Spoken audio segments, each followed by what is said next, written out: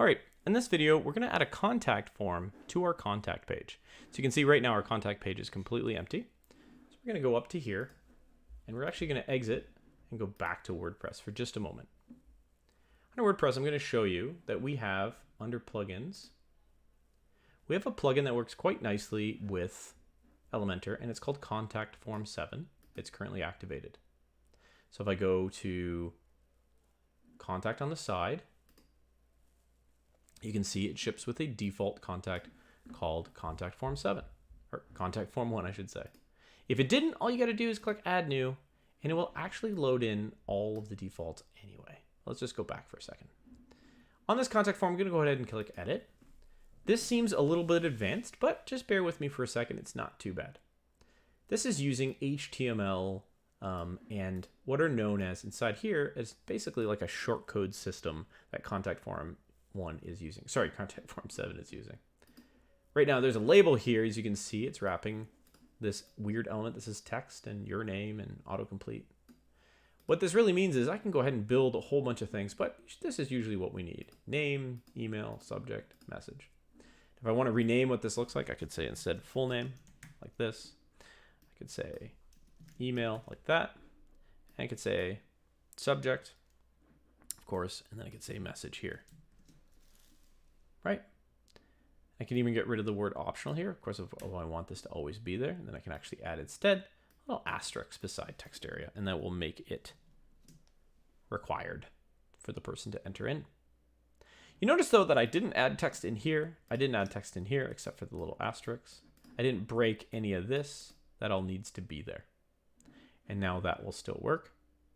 I can also go ahead and remove, for example, if I didn't want the subject, I can get rid of it. Or I can add another one, like say I want also their phone number.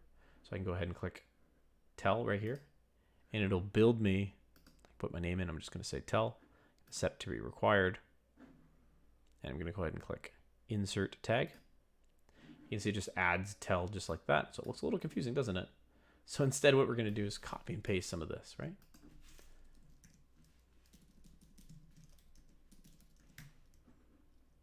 Now, if I can't hit tab to tab this over, but instead I can just copy this little space if I want to fix the formatting.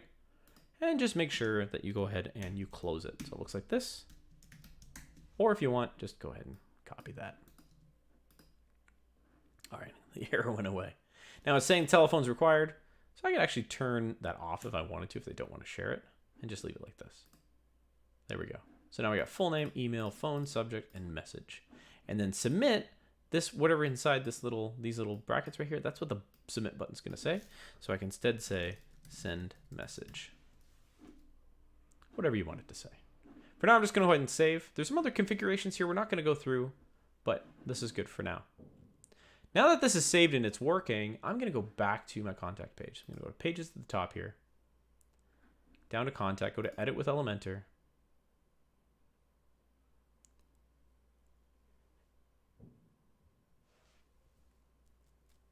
Beautiful.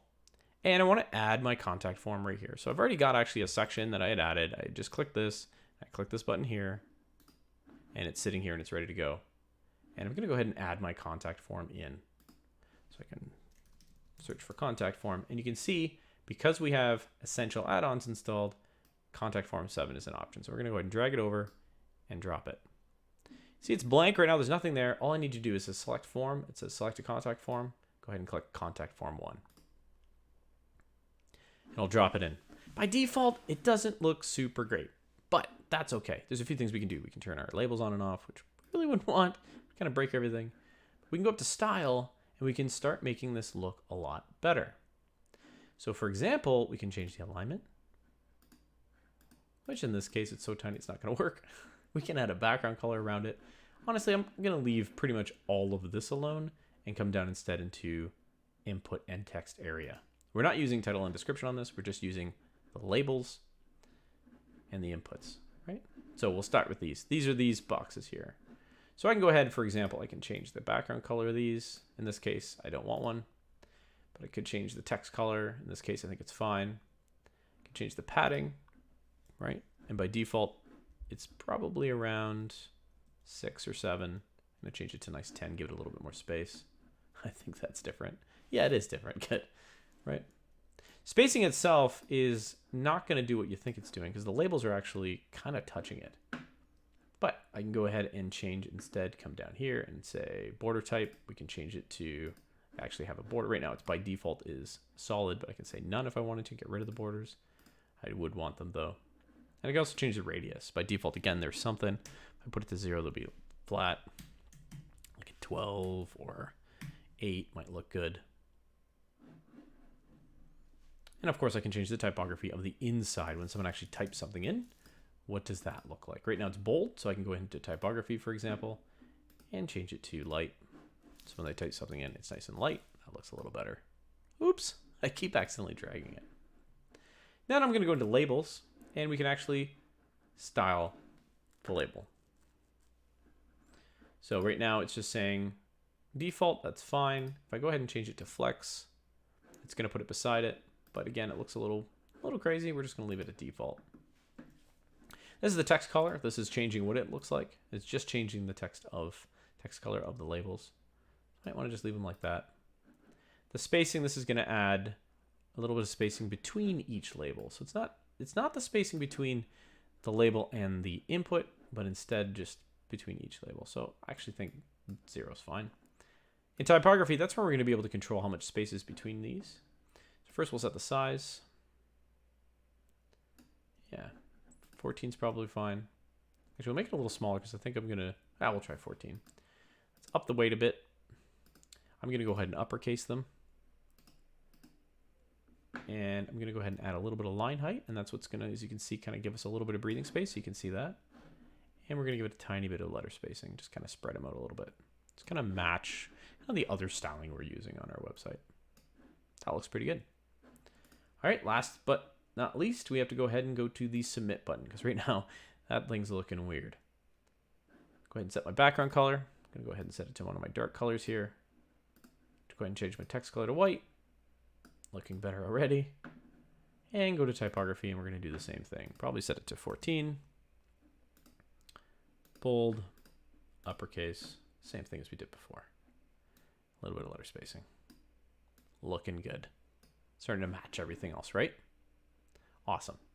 So what it looks like on hover, which right now it's not doing anything. I'm just going to go ahead and unhover and set it to our green color. There. Now it matches the rest of our site. Now I'd keep going ahead and styling. Of course, this container is holding only the contact form, so we might want to do some other stuff. I see a lot of times people will want to add other elements beside it. Remember, the easiest way to do that would be to add a container, right? So I'm going to have this selected. Oops. To here, click container. It's going to add a container beside it. You can see it added it pretty big. This is not very wide now, is it?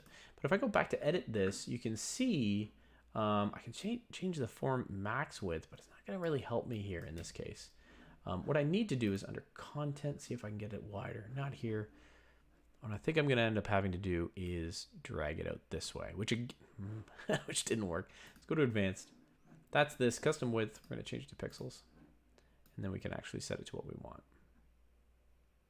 Maybe about that 340 pixels. I think that looks good. And then on this side, we can go ahead and add some more content. So we can go ahead and add a heading, for example. And we could add a text editor. And it could do some talking about something. There we go. Perfect. Awesome. The only other thing I would say is definitely add some space below and above it. And the easiest way to do that, of course, would be adding spacers. But of course, I'd have to put the whole thing in a container to do that like we did in the other videos. So the easiest way, to be honest, in this case, is go up to advanced, go to padding, and I'm going to add padding to the top, and I'm going to add padding to the bottom. So I'm going to turn off link values together. And I'm going to set my padding to my top, probably nice and healthy, like an 80, and same on the bottom. Nice, lots of space. I also probably want to reverse these two. It looks a little silly. So I'm going to go ahead and move the container above this one. There we go. And I can put a whole bunch of other stuff in here and talk about how they need to contact me and so on and so forth. And really start getting creative. That's it.